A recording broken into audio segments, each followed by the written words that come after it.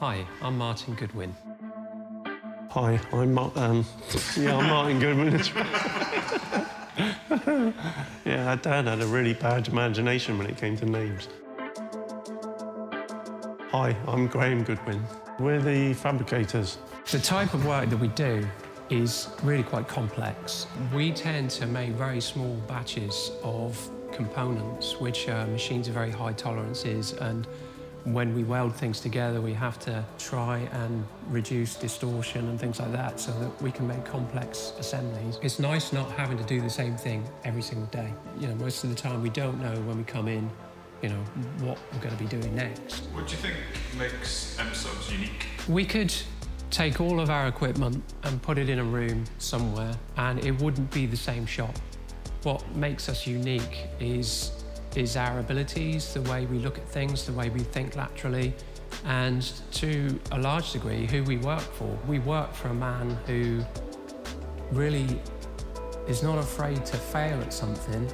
He will just try a different avenue, and it's very refreshing to have somebody that's willing to take a risk on something and just see how far you can push a boundary. Quite often, we're twiddling our thumbs a little bit because we're waiting on design work. It always takes a while for it to filter down through. So there will be quiet periods. We're not making something for the company.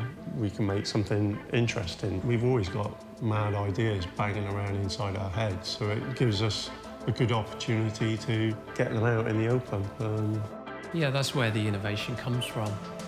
It seems like a bit of fun, but you don't know where these things will lead if you take them to their ultimate end. You'll get a one-line instruction by email saying, I feel like I need a war hammer. And, you know, in 2 weeks' time, he's got a war hammer on his desk, and you don't get any more of a brief than that. Martin, what are Graham's strongest skills in the workshop? What I would say about Graham is that he's more artisan than me, I would say. He has a great interest in some of the old school skills of creating shapes, three-dimensional, you know, double curvatures and things like that in pieces of metal, which are not particularly easy to do. And he's explored all sorts of old techniques to create, you know, the wonderful shapes like the whale shark behind us, which is, you know, a really difficult shape to create. Much like a sculptor would actually see a finished piece within a block of marble, if you put a group of components on the floor, Graham sees a piece, you know, he sees something else. He's seeing something else. You can look at something, but you need to have vision. Graham, what did you say? I gave you a really glowing, absolutely glowing. Just remember that, right? Martin's ability to retain information drives me mad. You know, he can cram his head full of technical things. He's mustard on the mill and the machining side of things. He's a pragmatist as well, so he can see ways around problems, maybe a bit easier than myself. And that's the good thing about our relationship, really, is we come at the same result from two different directions. And Martin's training with high precision mixes quite well with my kind of lash it together fabrication, you know? I strongly believe that we've got a strong sibling rivalry, very strong. We're quite competitive, but I truly believe that there's some almost telepathic link between us, and to be able to second guess what somebody's going to do next and where you need to stand and what you need to do and just what's required, it just helps things to flow and you get stuff done quickly. Designing things by committee is absolute murder. You know, quite often Martin will come up with an idea and that will spark something in my head, you know, which will make us work something out halfway between the two. Somehow Martin and I have worked together most of our working lives on and off. We haven't always been working at the same firm, but at some point we've always been connected and we've got the same experiences. So we've had the same failures as well as successes, so we live on that, really. We work it out from what we know in our head. Shortest sentences you can. Think about specific points that have brought you to where you are now? Well, our father, really.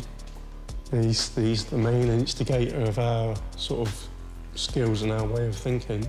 I mean, he kind of could see qualities in Martin to push him towards production engineering. He could later on see qualities in me to take on fabrication. You know, Dad was a fireman, but he was really interested in engineering. He tried all sorts of things. He tried aircraft, he tried ships, and ended up building steam locomotives, miniature steam locomotives. And we always had a fairly decent workshop at home, and he was never scared to let us free to do stuff in there. So we've both been using lathes and saws and stuff since before we were teenagers. He instilled in us these kind of notions of there's always a way around something. Was I talking or you? Yeah, you were talking. MAST was a sonar training submarine built, and it was 80 foot long, it weighed 60-something tons, and it was built like a conventional submarine. So it had dummy torpedo tubes in the front, it had a conning tower in the middle, and it had an engine room at the back. Obviously nothing working, but it reflected the kind of sonar pattern that they were looking for. And it was a really interesting project for me.